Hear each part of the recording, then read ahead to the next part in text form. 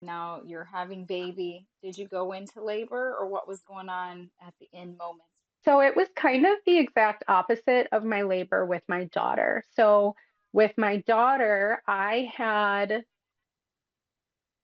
been watching a movie with my mom, and earlier that day I was like not feeling well. I was just tired. I was almost 41 weeks pregnant, and I had watched the Titanic laying in my bed all by myself. And this is like my favorite story about my labor with my daughter. I then went and I sat on the couch and watched a movie with my mom. The movie ended around like 10:45, and my mom's like, "I'm going to pack my bag." I'm like, "What?" And she's like, "We're going to the hospital tonight. I'm going to pack my bag." I'm like, "You're crazy. I'm not like, why do you think we're going to the hospital?" And she was like, "Because I've been watching your belly this whole movie, and you went from like 6 minutes to 4 minutes with contractions. So I'm going to pack my bag." And I was like, "You're nuts. I feel nothing. You're out of your mind." Um, I lay down in my bed, fall asleep immediately because I'm almost 41 weeks pregnant. It's August, and I'm just like, and as soon as I close my eyes and I drift into like the dream state of sleep, I have a dream of the dome collapsing and water rushing in from the Titanic, and my eyes shoot open and I'm like, "Oh no." And I bolt to the bathroom, and I my water explodes. Like it was like a scene from a movie. There was a pop, and it was everywhere. And it had a ton of meconium in it. So I immediately, like, my mom's upstairs packing her bags still because it's only been a half hour. And I'm like, we gotta go. Because I knew at this point, I didn't really know how meconium was handled besides like stat C-section, get the baby out. So the whole way to the hospital, I'm like, if I have to have a C-section, I'm just gonna have to be okay with it because the baby's the number one thing and blah, blah, blah, blah, blah, blah, blah. So I get to the hospital, I'm still not feeling my contractions. They wind up doing the Pitocin, all of that. They're like, no, you don't have to have the C-section, whatever. It was all very like chaotic. It was all really shocking and surprising because I didn't feel any of it. I didn't know it was happening. And then it just it went hospital birth cascade of interventions, stereotypical, everything I didn't want.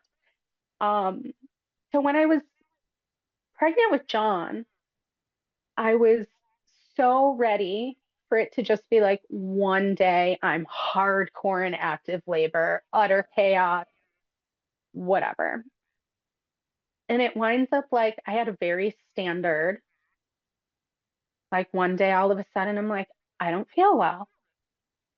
And then the next day I had a bloody show. And then the next day I'm like, my back hurts. So I'm like texting them and being like, early signs, like we're very in communication about it. And then I think it's Sunday. I go to bed Sunday night and I'm definitely having contractions, and they're slowly building up. I suck at timing contractions and they're kind of irregular. I start texting my doula. She calls the midwives. And I think around 3:40, 4 a.m., something like that, is when we arrived at the Coit House. And I remember I felt pressured to get down there sooner than I wanted to because I could feel the contractions, and I just instinctively was like, they're not doing anything. They're just really painful contractions. But like for some reason, I knew like I don't feel anything. And I know you're not supposed to feel yourself dilating, but the contractions definitely felt like more up and like more impactful in this area than they felt in that area. And I remember being like, I think you guys are telling me to come down way too early. And they kept being like, oh, you don't want to have the baby in the car. And I'm like, okay, we'll go down there.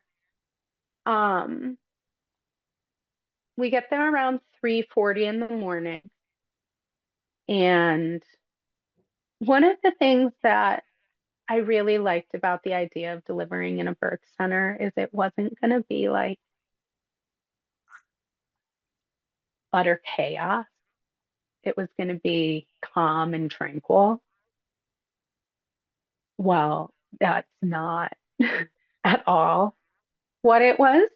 I think I have no idea what the order of everyone getting there was, but at one point there was four of us and that were all like filling out this house. There was like my doula, who I had paid to be my doula, was like helping doula other people because it was like they wound up calling the second midwife who was supposed to start her morning shift a couple hours later. They called her in early so that she could get in and help. It was like utter freaking chaos.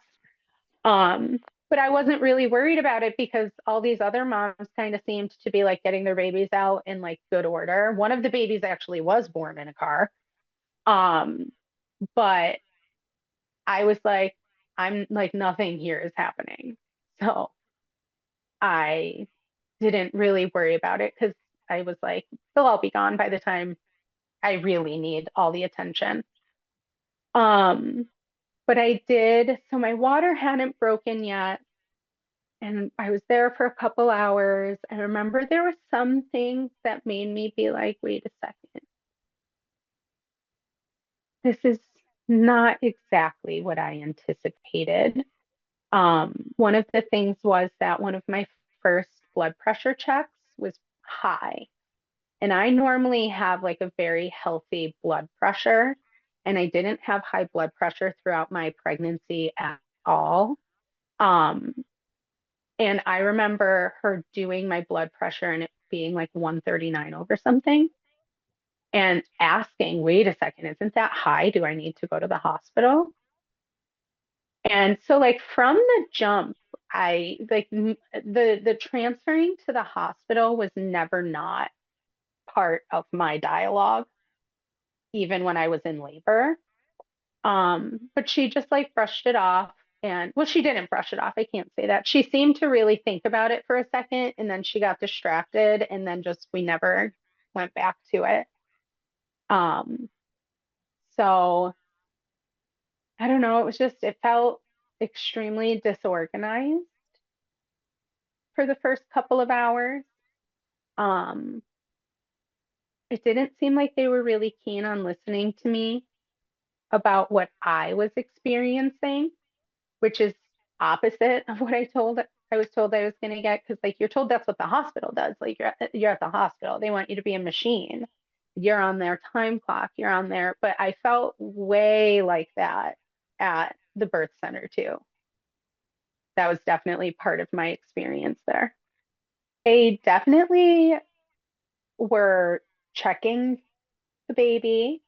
I remember, I remember them checking my blood pressure way more often than it appears in my medical records with them. Because I think it's only tracked in the entire 16 hours of my labor of being there. I think it's only in my medical records like a small handful of times. But I could have sworn that they were doing it way more frequently than that. Um, so I don't know if that's like perceived time dilation, where it's like because I was in such a like primal state of being in natural childbirth that is extremely painful and not going the right way, and my body is reacting to that. So I have no idea if it was like, were they really checking me as often as I thought they were, or was my like perception of time super off? But I know they did check my blood pressure a handful of times. Um, they checked the baby. They checked the baby again. It felt way more frequently than it reflects in the medical records. Um, the medical records when it comes to like when they check the baby are pretty sketchy because it's like even like one of the investigators from the Department of Education for my state who was doing the investigations against their like malpractice claims against their licenses. Um, Even he was like, these times just seem too perfectly on there.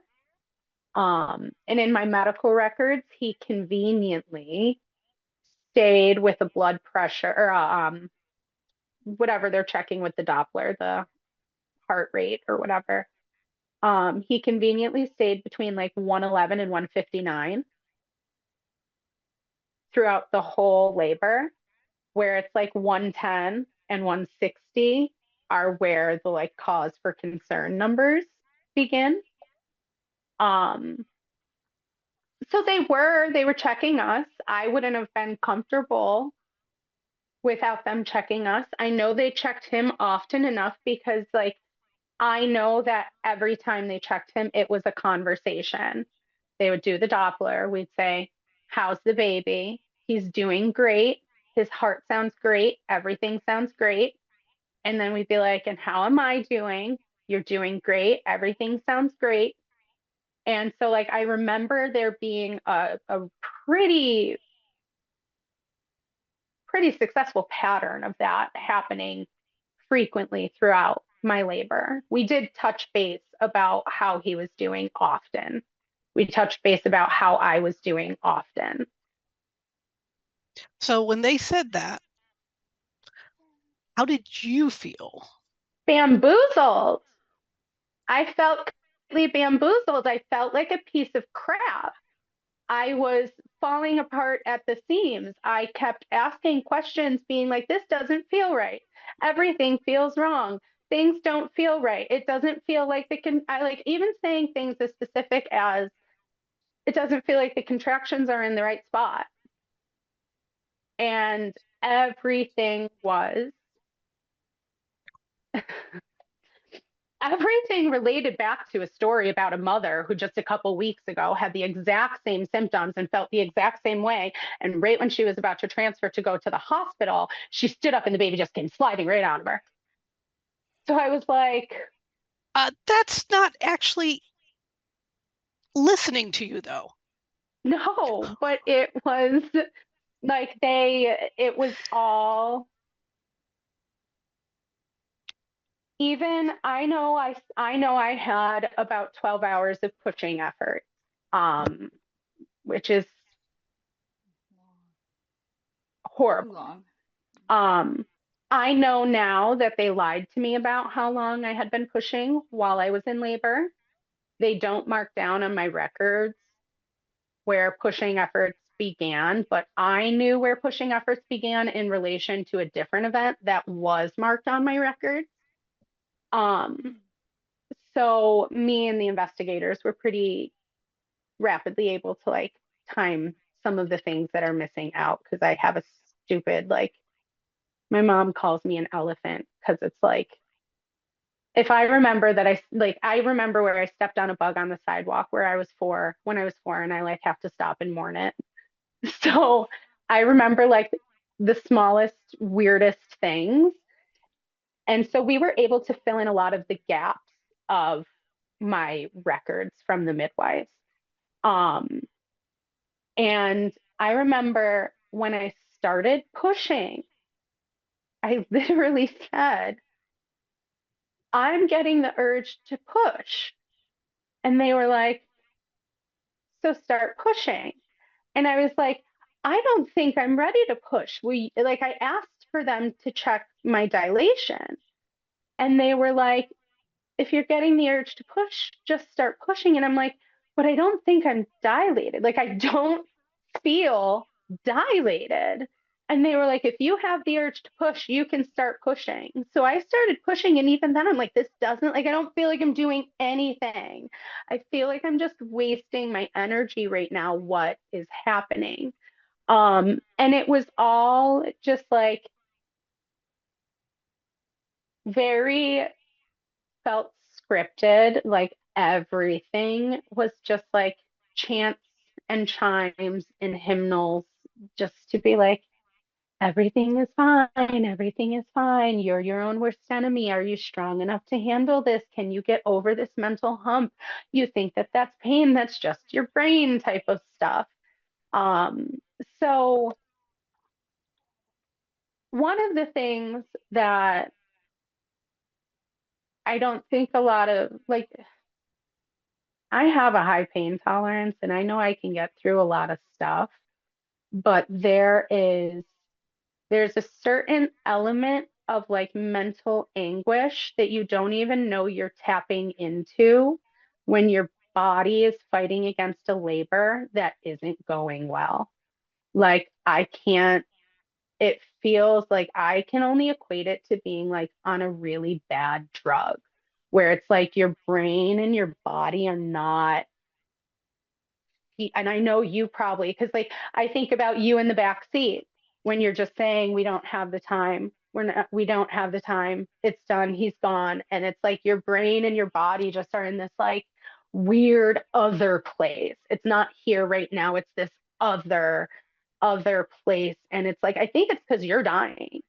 Like you and I both would have died those days if we didn't. So like I think there was like very much part of me that was not really like earthbound in that moment for risk of sounding like a space cadet.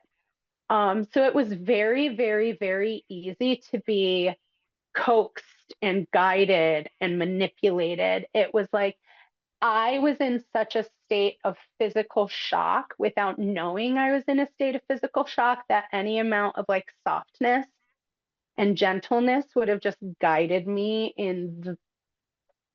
it guided me to the worst place ever. Um, so it was really like it was very hard to keep my wits about me. And looking back on it, a lot of the foundations for that were set up prior to when I was in labor. So, like the buildup of the trust, like you can always trust us in the worst situations. So then when I was in the worst situation, they were the people I was trusting. But is very existential. And I hate things are existential. I was also severely dehydrated, so that probably has something to do with it. Did And you were, they take care of you in terms of food and drink? No, I was in charge of everything. To a certain point, I do still agree with that, where I think that we need to open up the communication about like food and drink while in labor.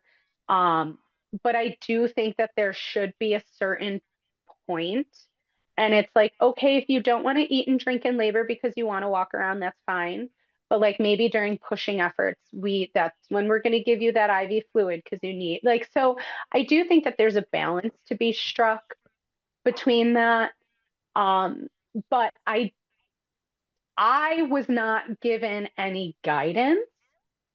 I think towards the end when things did start changing when they finally were like, oh shit, like we're in a bad spot. So I remember at one time, like, do you know Young Living? Um, it's like an essential oil company. They have this oh, drink called Ningxia, and it's like this superfood drink that's got like all kinds of different things in it. And I remember at one point they were like, you got to get something in your body. And I didn't want it. I was like, get it away from me.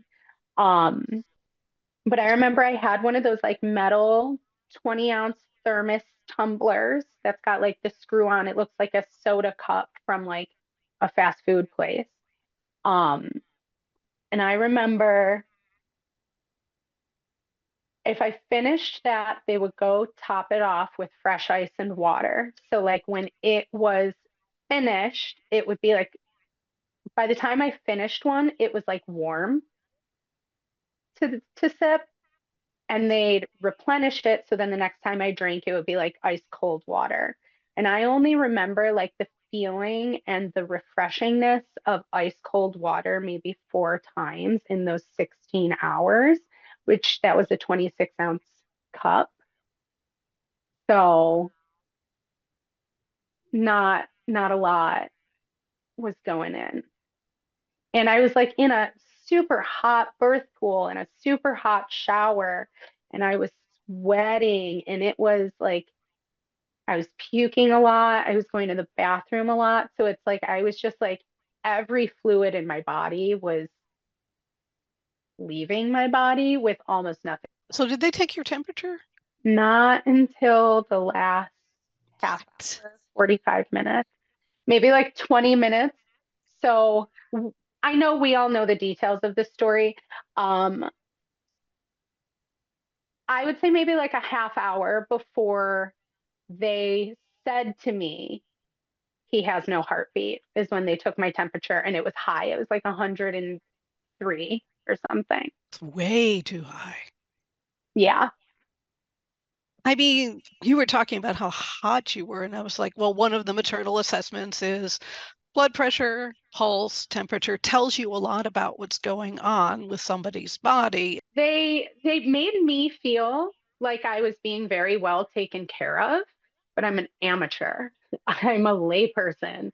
I don't know, like I obviously know how the hospital took care of me, but at this point I'm like a whole pregnancy, 2 pregnancies into like reading books by Ina May Gaskin, and I'm all 2 pregnancies into believing that like and 1 pregnancy after experiencing that hospitals only want to put you on a schedule. Hospitals only want to put as many drugs in you. So, like, I knew the hospital was taking my temperature. I knew that the hospital was doing these things, but it's like, okay, I practically grew up in a hospital because my grandmother lived with us and she was sick all the time. She had COPD, congestive heart failure, and she had like repeated bowel obstruction. So we spent like massive amounts of time of my life in hospitals. And I know like even my grandmother, they were taking her temperature all the time. She was doing these things. So it was very easy to write off a lot of what was happening in the hospital as like this is just like standard hospital procedure, and just like the midwives say is the hospital is or pregnant people are the only non-sick people who go to the hospital. And I was so like I was just really primed to, through my own biases, through my own idealistic nature, I found these people who then took that person that I was and made me just able to believe that everything they did was the right way to do it. So everything they did felt right. And if I was questioning, that felt wrong. It felt wrong to not like have faith that they were doing it right. You're going through labor. It's obviously a long time. It's obviously painful. You're having all this stuff going. How was it detected that stuff was going on with him? Like, did you finally get someone's attention or did they notice something? There are so many different versions of that story. Um, but the I believe, and I'm not the only person who believes this, that they knew for a very long time, if not the whole time, that he wasn't doing well. Um, whether it's for my own self-preservation or whether it's the truth, I do sometimes wonder if now that I know all of the things that like the average home birth midwife sees and does, that doesn't wind up in a dead baby. I I believe it might have been like confirmation bias for them that had them ignoring the signs that they should have seen. Um, I do know for a fact that when things got sketchy and they really started having to confront, like, what do we do now? They didn't consult with Maura, the owner, because they knew she would have said to keep me there. Um, and I know that because there's so many, like, that's just her MO with her business. I think that's changed a little bit. Being a loudmouth has changed some things, thankfully. I think they knew the whole time something was wrong, but I don't think it was like so wrong that they had to write it. So we didn't transfer to the hospital until almost 8 p.m. And I know the whole time things felt off for me, but they kept being like, it's just your mind over matter. Like you can do it. Are you strong enough to do it? But I know that when I started being like, things are wrong, was about 3 hours before we transferred. So 2.5 hours almost, 2 hours and 40 minutes before they admitted to me that he didn't have a heartbeat. I know he was still alive because he was moving. Um, but I was in the pool and I had been there for so long that they had like forgotten to cancel some of the later appointments in the day because I think they thought that my baby would be born and I'd be gone and they would be able to go about business as usual and do like their prenatal visits. And they forgot to cancel one of them, and my midwife had to leave the room. And I remember being in the pool, and they were like, at this point, I had a lip, and she had been trying to push my lip out of the way for like hours. And even that felt really wrong. And I remember being like, this isn't normal, but they kept being like, it made me feel like I was the reason it didn't feel normal, that I was the problem. I was able to like push all that off to the side, but then around 5 o'clock when I was in the birth pool and they said, don't push, your midwife will be back, just don't push. And I was on my back in the water and I remember screaming, like I was screaming in pain. And I know everything for me relates back to like movie scenes because that's like how I see everything in my head. But it's like I was laying on my back in the water and I could feel him thrashing inside of me. Um, and two of the people were standing next to the birth pool looking down at me as I'm screaming my midwife's name, screaming, I need help, something's happening, something's wrong. I said, it feels like he's trying to rip his way out through my stomach. And they just kept staring at me. And all I could think of while I was watching it was like in Titanic when Rose is being lowered down in the lifeboat and Cal and Jack are standing on the ship staring and they're talking about how they know Jack is going to die and Cal's not going to save Jack, but they just agreed to trick her to stay on the lifeboat. And then she jumps back onto the ship. And that's like how they were looking at me, those two people who knew more than I did about what was happening. Um, so that's when I started being like, something's drastically, horribly wrong. But that lasted for a few minutes. And then when it was over, it was over. And I started crashing. And I remember being in the pool by the time my midwife came back upstairs. I was just sweating and I had my face on the side of the pool and I was drifting off to sleep looking at the windows. And like, I know what time it was when this was happening. Again, my weird brain that remembers strange things. I remember that there was the sunset colors. And as I was sitting there with my face pressed to the side of the pool, it was like the vibrant oranges and reds coming through the window. And by the time my midwife got back, it was like that darker purple. And then by the time I got out of the pool, it was dark. Um, and from the time, that's really the only time in the labor that I don't, now 5 years later, there's parts of it that I don't remember as well as I did when it first happened. But I could, like, the day after my son died, I could tell you minute by minute what happened in my labor until I had my face pressed to the pool.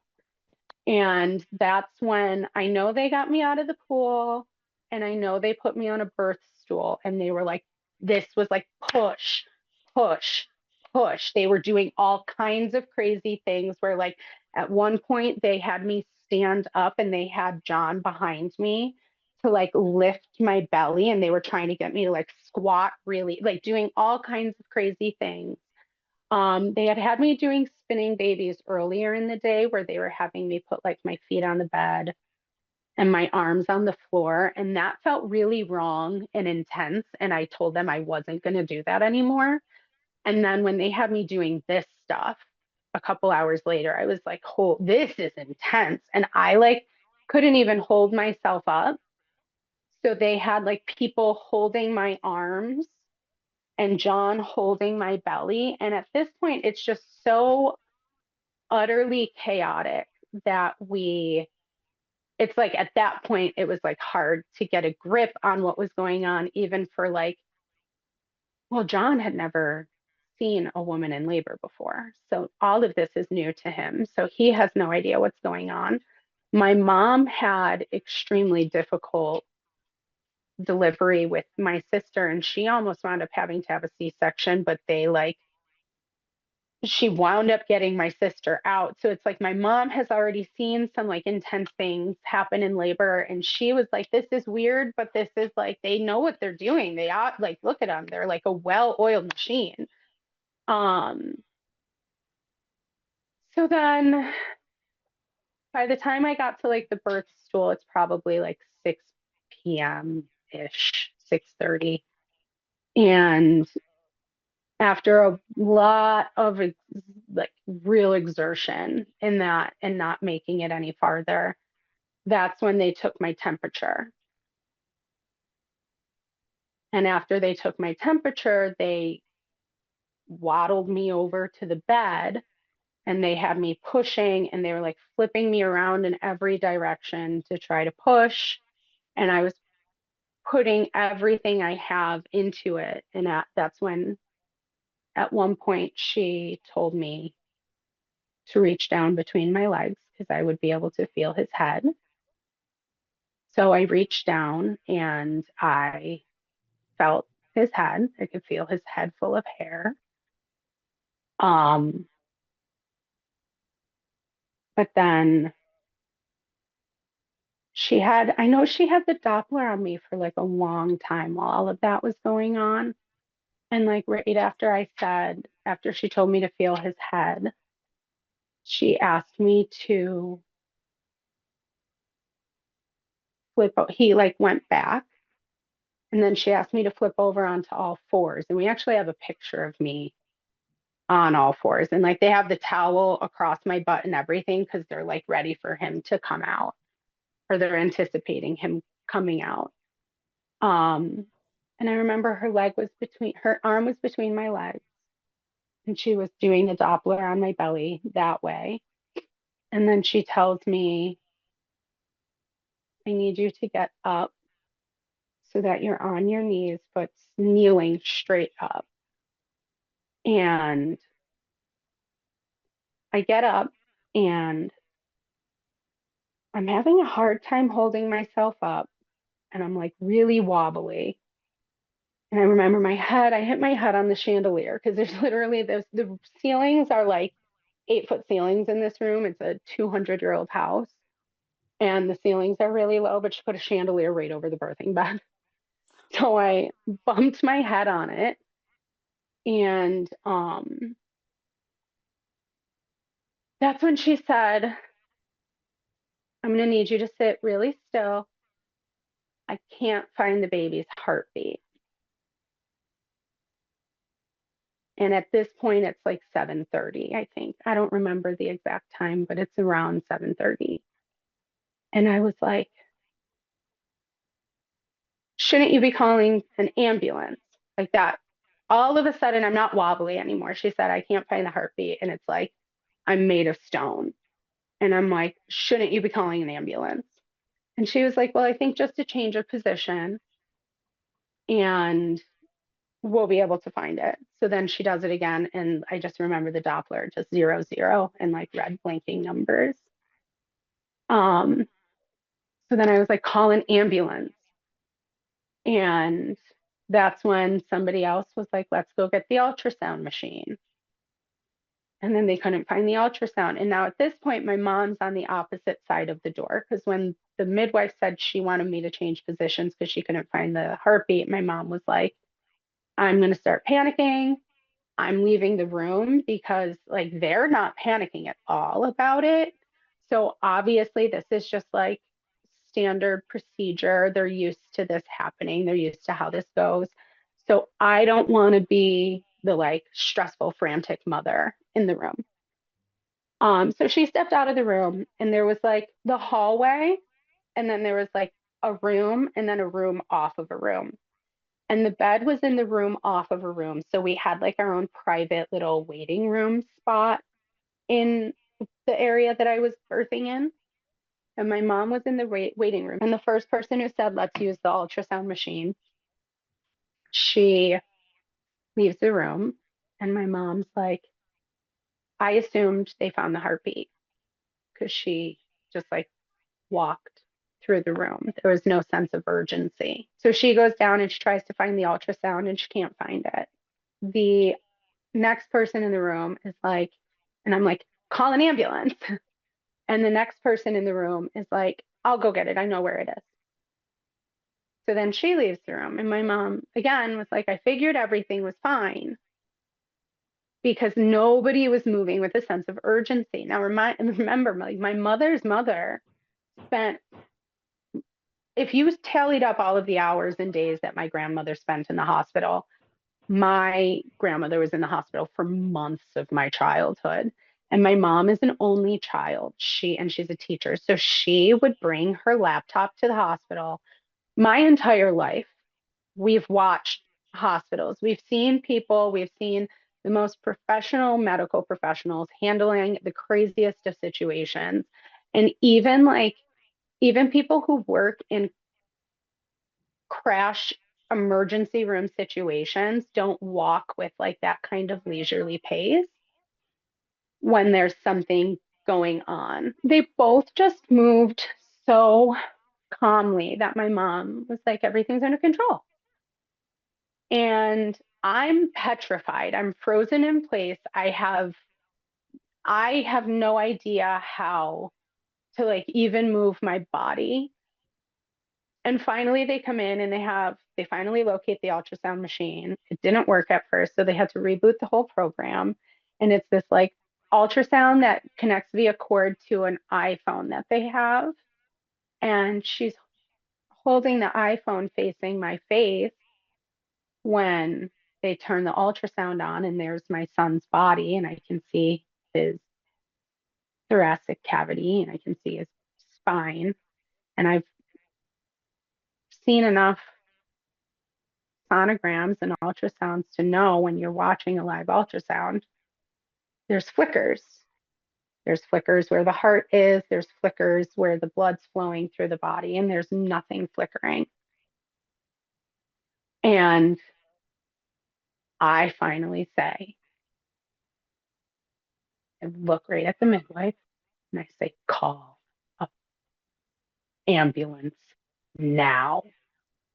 And I then jump up and I went from being like in freeze mode to like hyper organized, diligent flight mode, where it's like all of a sudden, all of that like disconnect from my mind and my body was like gone. And I was there. I was present.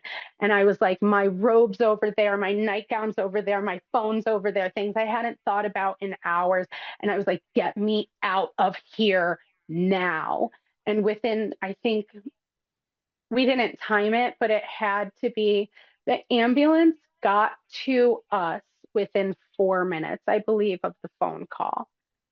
And I was outside, and now I was delivering on a third story in a 200-year-old house that has like narrow, steep staircases that have like much higher rise. And well, technically, my labor had like completely stalled at this point. It was stopped completely. Um, And I just like flew down those stairs, and it's February, it's snowing, it's Buffalo, everything's frozen. And I'm out in the street barefoot in a nightgown and a robe. waiting for the ambulance to get there. And I was just like standing there. And I remember somebody standing in the doorway of the building being like, "You're going to freeze. Get over here." And like I started walking up the walkway and I was like, no, no, I'm not going in there. And I like ran back out to the road. And as the ambulance came up, I like ran to meet the ambulance and just like, as soon as the door opened, I grabbed the guy's hand and I hopped in and I laid on the bed. And as soon as I saw the paramedic, like as soon as he looked at me and started to like open his mouth to ask questions, all of a sudden, like my contractions started again. And I was just sobbing and screaming. It's like as soon as I was in the ambulance and I knew I was safe, I just disintegrated.